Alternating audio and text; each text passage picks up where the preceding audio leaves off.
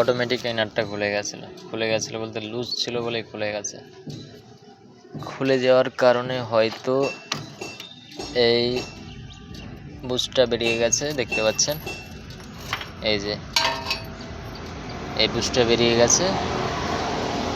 বেরিয়ে যাওয়াতে ইঞ্জিন অয়েলটা এখান দিয়ে বেরোচ্ছে, ওর কারণে গাড়িটা খোলা। তো সবাইকে বলা এটাই যে আপনারা যদিও বা কাজ করে থাকেন তাহলে এই মেন নাটটা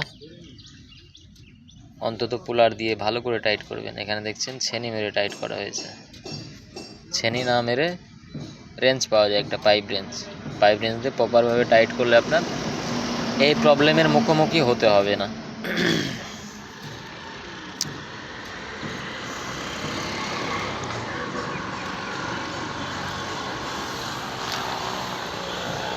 যে এর কারণে লাগছে আপনার অয়েল সিলটাও ঘাটতি লাগছে কাস্টমারকে, প্লাস প্যাকিংটাও লাগছে।